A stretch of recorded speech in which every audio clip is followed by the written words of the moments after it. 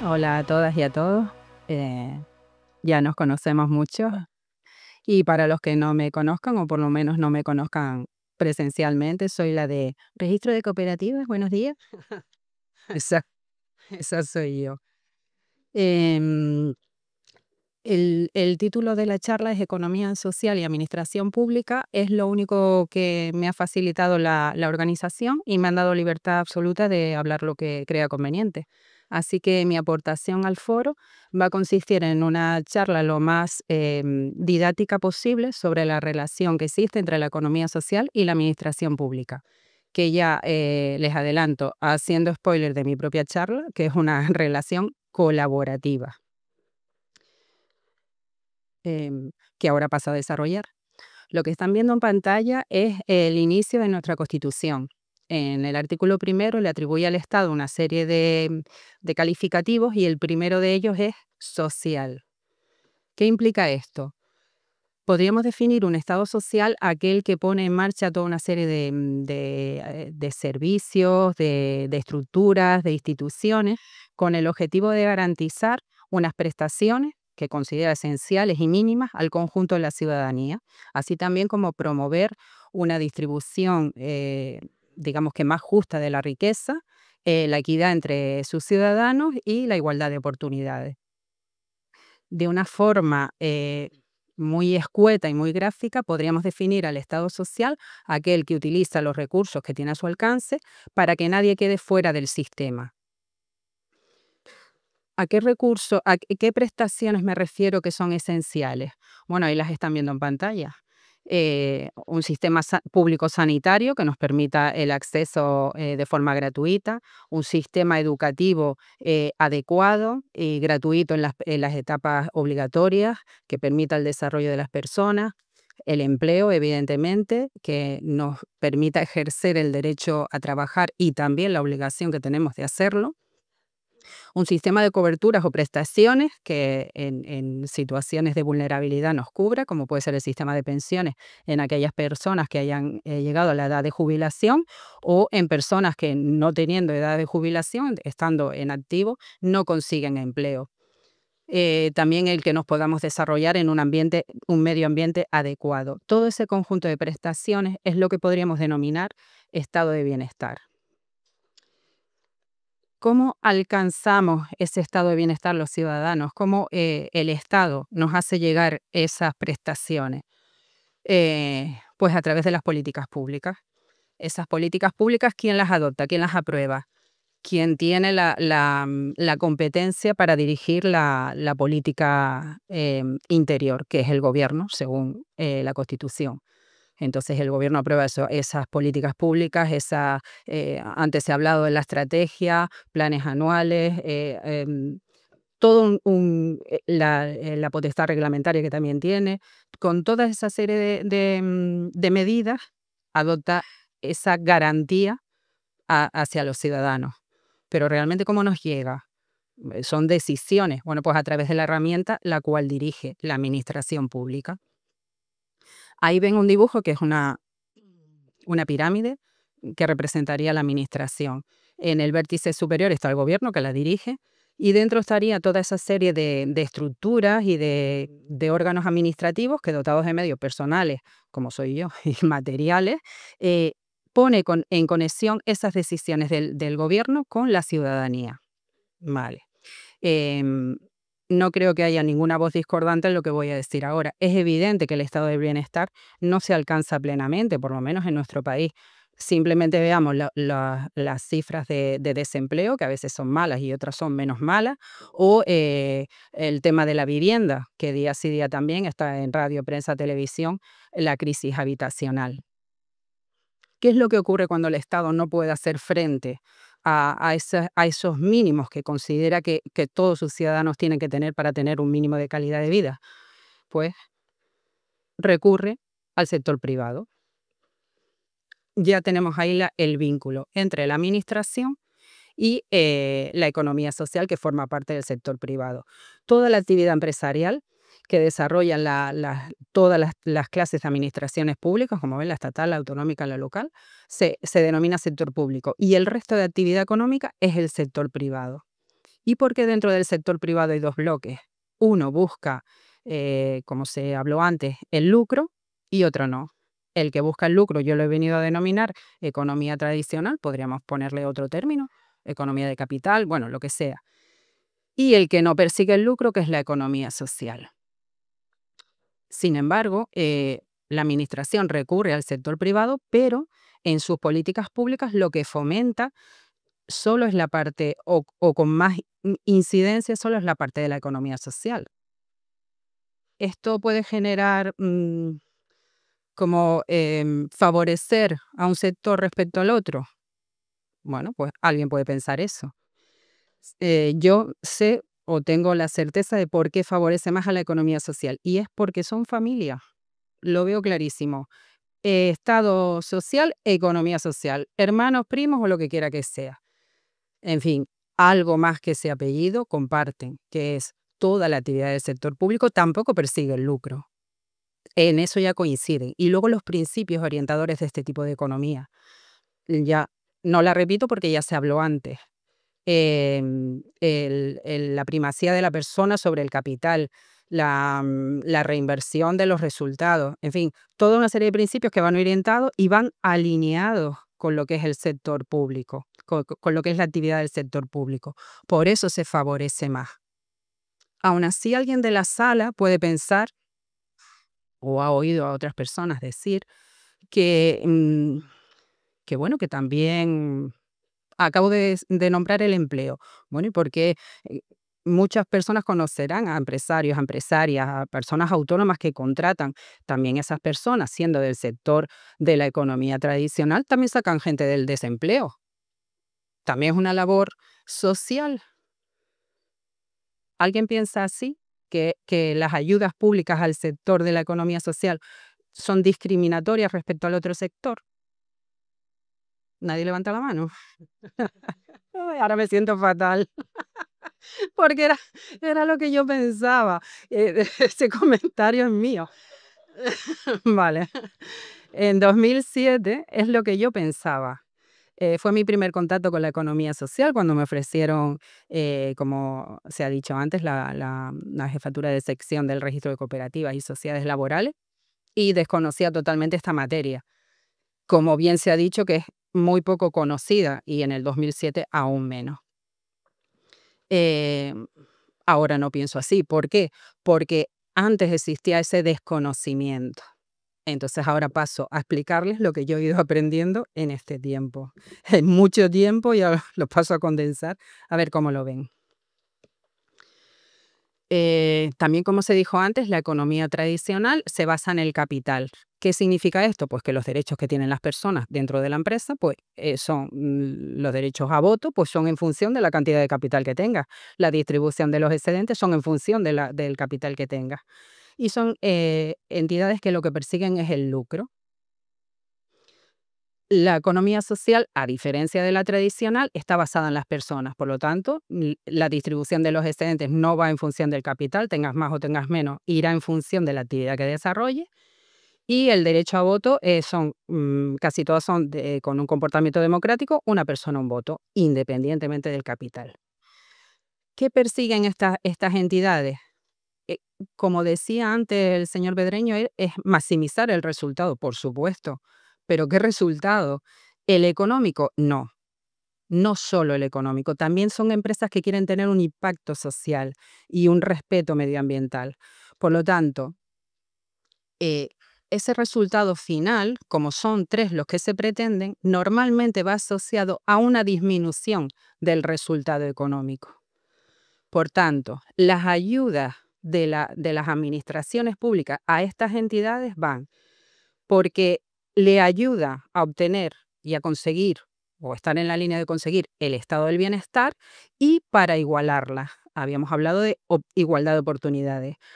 Si tú tienes un resultado inferior y yo te compenso como administración, te voy a dejar en igualdad con las empresas de la economía tradicional, en igualdad de oportunidades.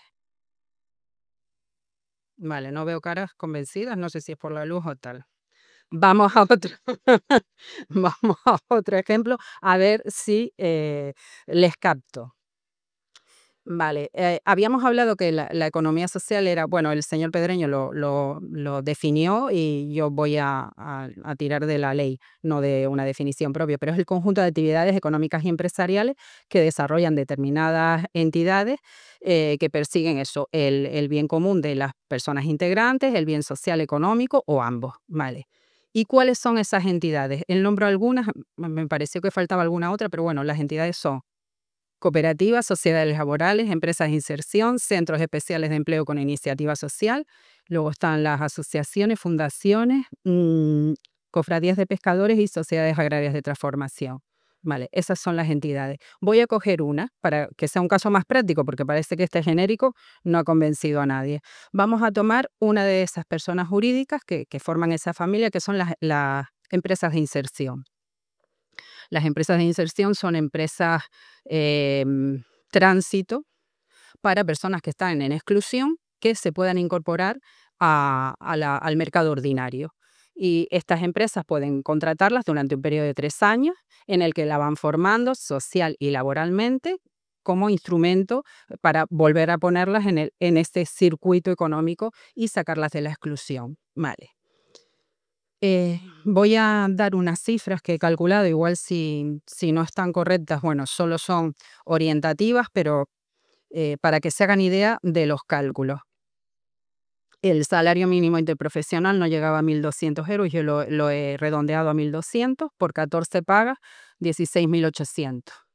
Más luego la cuota de la seguridad social, que está bonificada, 4.300. Bien, a la empresa de inserción le cuesta anualmente 21.100 euros aproximadamente un trabajador en lo mínimo, si nos vamos al salario mínimo. Vale. ¿Qué es lo que hace el Servicio Canario de Empleo en este caso? Subvenciona a esas entidades por cada plaza. Y para el 2025 la cantidad van a ser 13.000 casi 800 euros. Es una cantidad importante, pero a la empresa le cuesta 21.100 tener a esa persona empleada. Entonces, hay una compensación, pero la empresa no vive de las subvenciones. ¿Son necesarias? Sí. ¿Por qué? Porque se presupone, y en esto estaremos de acuerdo, que una persona que está en exclusión, por lo menos el primer año laboral, la productividad va a ser bastante inferior a la de otras personas en plazas normalizadas. Asimismo, el índice de absentismo también suele ser mayor. También tienen que tener el tiempo para la formación dentro de su jornada laboral. También si el grupo de, mm, del que sale la persona, por el que se le contrata, es una persona que ha sido toxicómana, pues también tiene reuniones a este respecto. En fin, que la productividad es muy inferior, o mm, lo lógico es que sea muy inferior al resto de otras personas. Entonces, yo te compenso, ¿por qué? Porque tú me estás dando, a mí como administración, sacar a personas que están en exclusión social, a las que normalmente les estoy dando algún tipo de ayuda, del que sea, la renta canaria de ciudadanía, alguna prestación.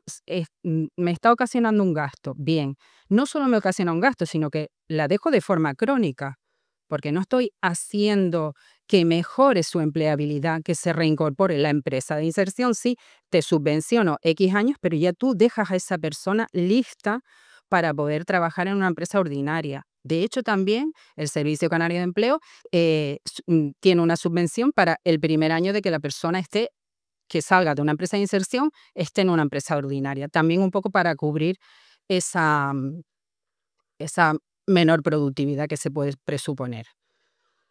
Em, los 13.000 casi 800 euros de la subvención. Vuelvo a la cifra.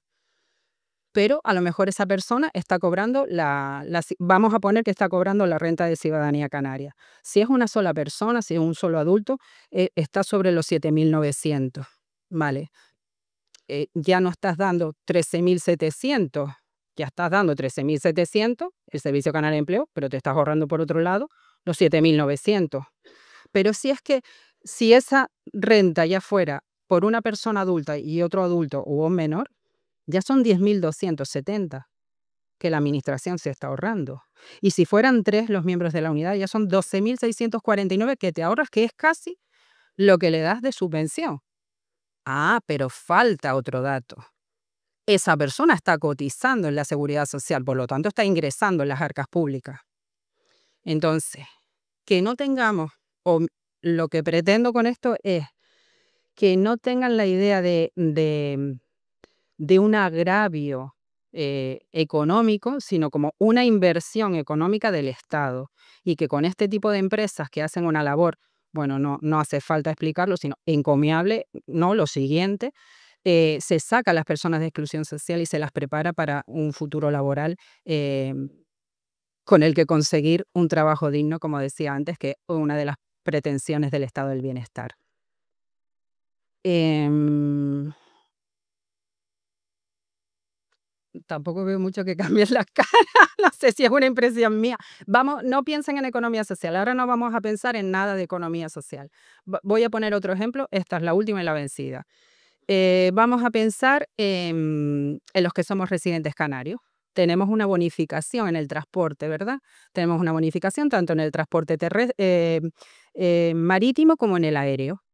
Entonces, el señor Pedreño, pues su pasaje puede ser que cueste 400 euros y el mío, si viniera también de la península, podría costar 100 euros. Eso lo ven todos, ¿no? Eh, Somos más guay los canarios.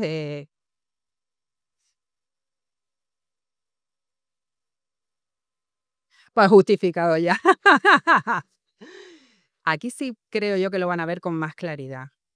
Nosotros tenemos una situación de lejanía respecto al territorio peninsular y de fragmentación dentro de nuestro propio territorio. Nosotros no nos podemos mover como las personas que viven en el territorio peninsular, no nos podemos mover en guagua o en tren. ¿Qué es lo que hace el Estado? Ustedes los canarios están en una situación de desigualdad respecto al resto de los ciudadanos, porque el Estado mira por el conjunto. Entonces yo te subvenciono, te bonifico para que tú estés en igualdad de condiciones. No es una preferencia para los canarios, es igualarnos las condiciones, porque si no, de otra forma, difícilmente, pues yo que tengo familia en la península, viajaría las veces que viajo a verla. Entonces, esto es lo mismo que pasa en la economía social. Subvencionas, son ayudas económicas y también no económicas, como en el caso de las empresas de inserción, la reserva en la contratación pública, para garantizar que puedas tener, aunque sea un mercado ahí garantizado, digamos. Eso te iguala económicamente, porque en ningún caso en lo social esa labor ya se la hace o es la contraprestación hacia el Estado. eh, Eso es lo que te iguala con la empresa que solo rentabiliza económicamente su actividad. Vale. Espero que con eso sí que lo hayan entendido. Explicación. Vale.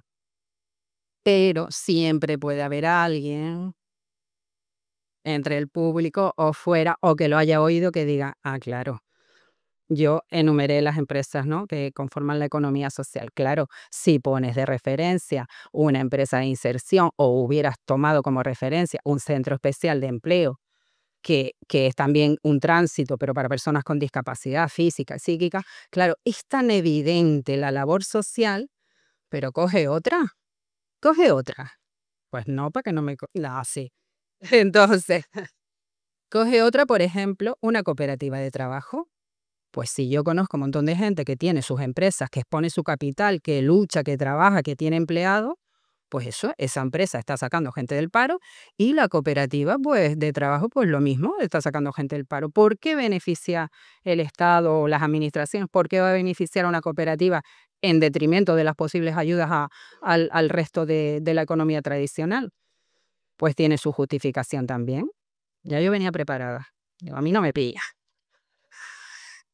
Em, ¿Qué labor social? Bueno, seguimos con el mismo esquema. Van al resultado económico, evidentemente la actividad empresarial, si no es solvente económicamente, quiebra. La economía social no es ninguna garantía de éxito. Es una forma distinta, como decía el señor Pedro, de entender la economía y de redistribuir los excedentes. Entonces, el resultado económico está ahí, pero luego quiere un impacto social y medioambiental. Ese impacto social, sobre todo, es, por ejemplo, en la cooperativa de trabajo. Bueno, pues ya tiene en su estatuto, que no puede ser de otra forma porque es un imperativo legal, tiene un fondo determinado que se llama Fondo de Educación y Promoción. De los excedentes que tenga la cooperativa, obligatoriamente tiene que dotar ese fondo con un mínimo de un 5%, que si quieren más, pues más solidario, pero si no, ese 5%, y ese repercute en la sociedad. Lo puedes aplicar para distintos fines y uno de ellos es el desarrollo local. Impacta en ese medio ambiente. Medioambientalmente y adopta, los sistemas son sostenibles, son responsables, y eso es lo que aminora tanto ese tema social como medioambiental, aminora el rendimiento económico. Pues lo mismo, la administración le ayuda. Con 13.000, no, es evidente que el impacto social de la cooperativa no es como el de la empresa de inserción. Bueno, pues solo por lo menos tenemos una subvención, el Servicio Canario de Empleo, de 5.500 hasta 7.500 creo que es, y solo cuando te incorpores como persona trabajadora. Todo lo que haga la administración, em, los recursos son escasos, hay que rentabilizarlos al máximo y todas las ayudas irán en función también de la labor social que hagan esas entidades, en algunos casos más y en otros menos. Además, las cooperativas de trabajo son más duraderas en el tiempo, más sólidas, las llamaría yo.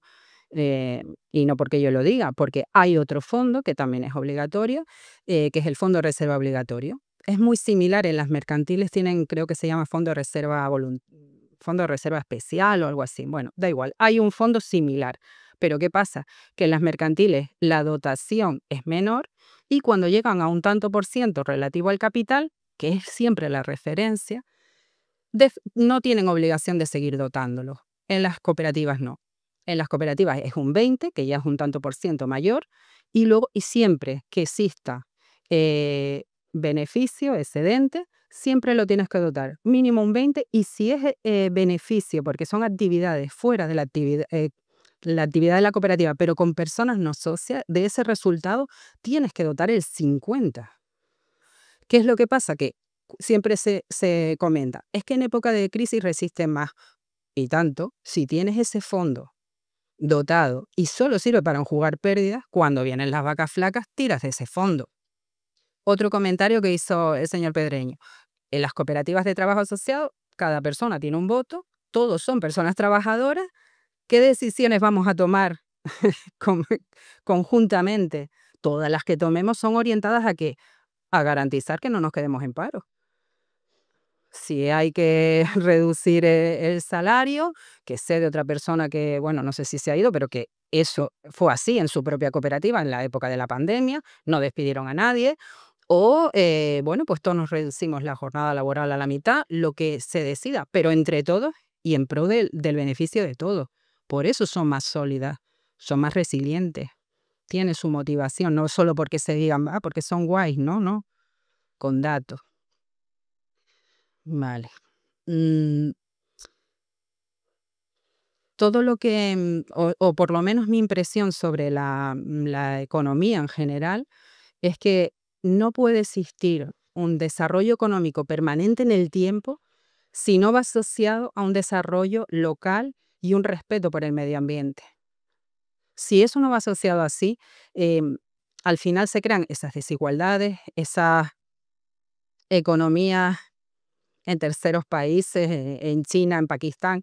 eh, No podemos progresar siempre. Y al final, cuando vamos en esa línea de simplemente el lucro, llega un punto que es insostenible y en mi opinión, esto yo ni soy experta en eso, pero en mi opinión por eso se crean esas crisis, que son cíclicas, claro, porque no aprendes de la anterior. Estás como el hámster en la rueda. Volvemos a las mismas pautas, pues volvemos a los mismos resultados.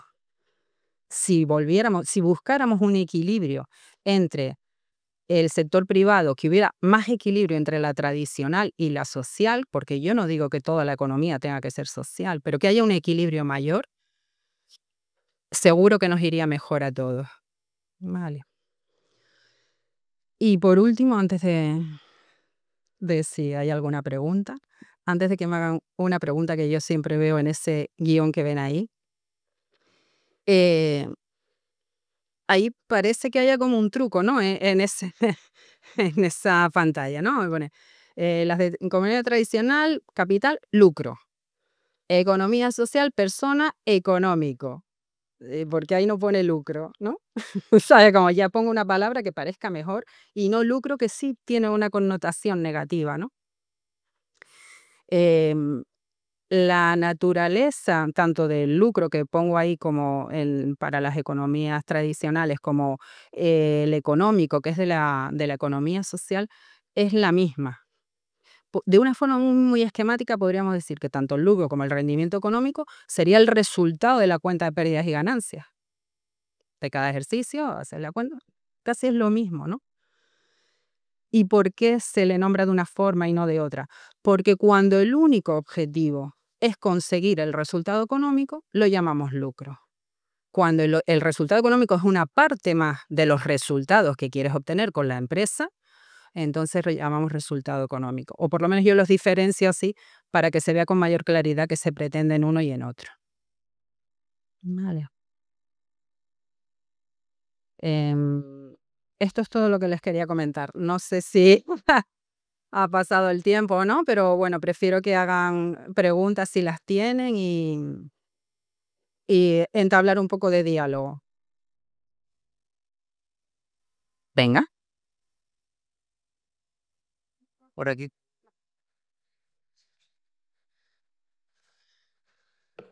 Hola, Francisca. No sabía muy bien qué cara poner porque eres muy exigente en la respuesta. Mm, Lo primero que quería comentar es que de algún modo has dado en la diana porque eh, las dos externalidades que contempla lo que has definido como la economía tradicional es que no asume ni responsabilidades sociales ni medioambientales. Entonces, en la línea de tu argumentación, que me parece muy lúcida, eh, las empresas, las unidades que son capaces de generar empleo y riqueza, que sí asumen esas cuestiones, no solo deberían ser compensadas para tener esa igualdad de oportunidades, es que deberían ser el brazo empresarial de la administración pública, porque como bien se ha dicho aquí, las dos coinciden en que no buscan lucro, que el lucro no es eficiencia económica, es reparto de ese plus, con la riqueza que se genera a través de una unidad empresarial. En la economía tradicional, que como bien has dicho tú, podemos llamar capitalista, porque es como se define, Ujú. ese plus, esa riqueza, va a la propiedad de la misma. En las economías, en las empresas de economía social, va al mejoramiento del proceso económico y a cumplir responsabilidades que hoy como nunca sabemos de manera arbitraria la economía convencional no asume.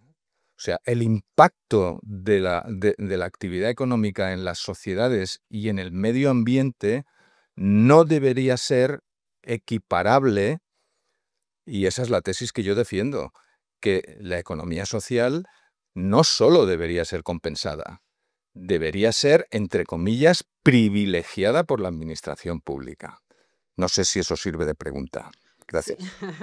No, coincido con lo que comentas. La exposición que he hecho ahora es para aquellos comentarios un poco maliciosos o bueno, desde el desconocimiento, eh, implique, le atribuyan a la economía social como una economía de segunda, una forma empresarial de segunda, que viven de las subvenciones. No, sí, sí, claro que viven. ¿Ustedes creen que una empresa de inserción que después del tercer año se le exige legalmente un mínimo de un 50% de la plantilla en plazas de inserción pueda sobrevivir sin estas ayudas? No, pero son ayudas, ayudas. La labor la hacen las propias empresas. Efectivamente, la administración debería de recurrir con más énfasis, quizá, a este tipo de entidades. De todas formas, también quiero puntualizar al hilo de lo que comentabas, que no es que las empresas tradicionales no sean responsables medioambientalmente, o las habrá que sí, las habrá que no, no voy a ello. Lo que está claro que las empresas de la economía social ya lo llevan en su ADN, ya están vinculadas y se autoobligan al elegir esta forma jurídica a tener esas prácticas responsables y sostenibles medioambientalmente, a la labor social que evidentemente en algunas es mucho más evidente, como las empresas de inserción, y en otras quizá un poco menos, pero todas tienen eso ya en su ADN. Entonces, es la vinculación, es la forma de entender la economía, que no estoy denostando tampoco a la economía tradicional. Yo no. A veces la economía social, mm, a veces comparo una y otra como si fuera una carrera. La economía tradicional sería más un sprint y a veces la tradicional sería más una carrera de fondo. Yo creo que ambas son compatibles y que se necesitan también. No abogaría solo por una parte ni por la otra. Esa es mi opinión. Tenemos otra preguntita por ahí, ¿sí? Vamos a hacer 3.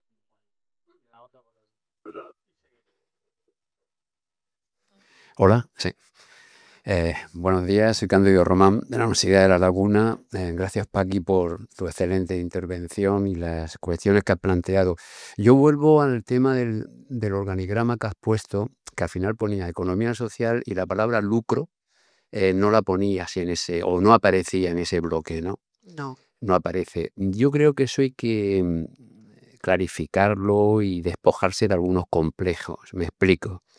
A veces siempre decimos cuando exponemos estas cosas que las empresas de economía social son empresas que no tienen ánimo de pérdida, pero tampoco de lucro. Es decir, que no pasa nada, y yo creo que es así la línea por donde se tiene que ir, que las empresas de economía social sean rentables. Evidentemente. Tienen que ser rentables porque tienen que competir en un mercado, no solamente las entidades de mercado, como son las cooperativas, que tienen que competir en los mercados internacionales y nacionales vía precio con el resto de las empresas, como las de no mercado, que bueno, pues de una forma u otra también realizan su función, pero que dependen más de subvenciones. Por tanto, es importante clarificar este asunto porque claro, sobre todo los alumnos, la gente joven que me escucha y que están pensando en un empleo, están pensando en encontrar trabajo y realizar su vida familiar y personal en las empresas de economía social,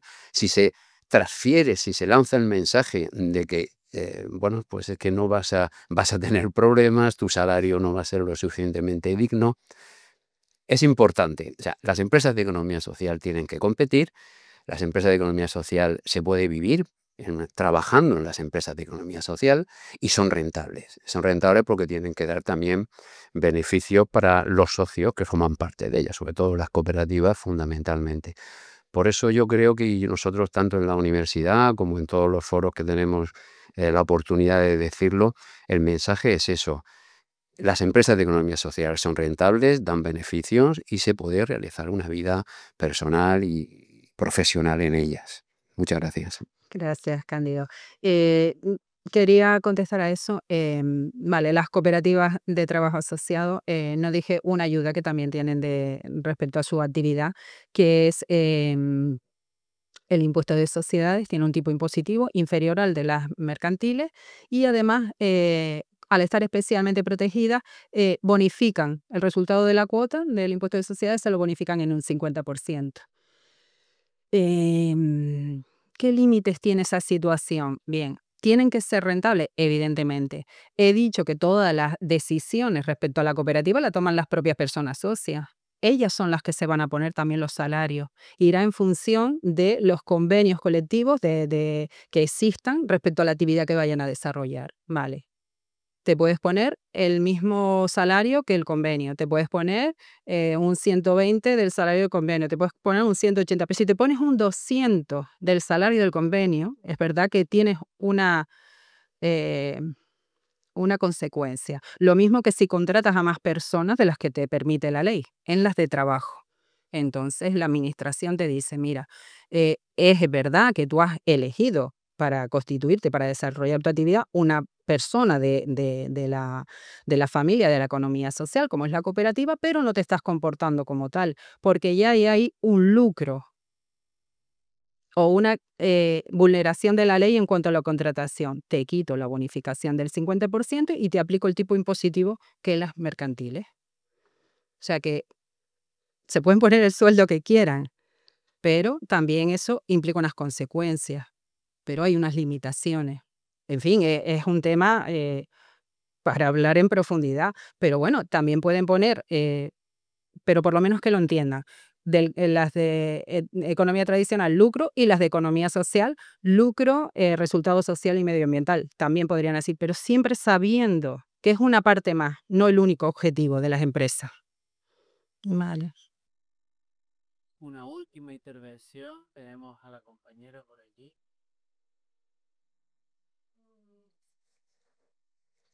Muy buenos días con todos los presentes.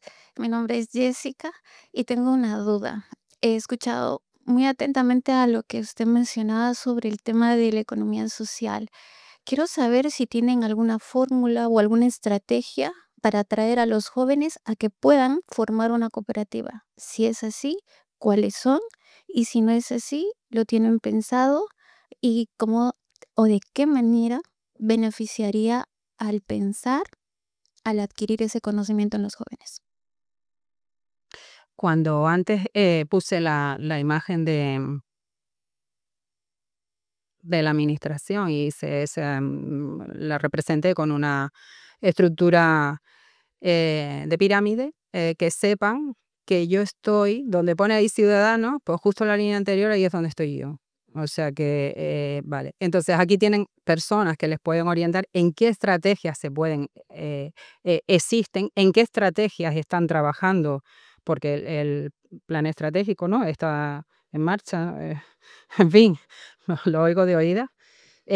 Son las personas que tienen capacidad de decisión. Desde el vértice de gobierno hasta que llega a los ciudadanos, hay una serie de órganos que son los que toman decisiones, sobre todo en la parte superior, las personas que tienen capacidad para determinar las estrategias que se van a seguir, y tendrían que ponerse en contacto con ellas. Respecto a los jóvenes, en cuanto, por ejemplo, a cooperativismo, no hay especialmente em, o que yo conozca un plan específico para ellos, pero sí es verdad que de los 7.500, dije que la ayuda para empezar una cooperativa o para incorporarse a una cooperativa como persona trabajadora iba desde los 5.500 a los 7.500. Una de esas condicionantes para ese incremento es precisamente la edad, pero no conozco otras especificidades para personas ni jóvenes ni de otros colectivos en cuanto a las cooperativas.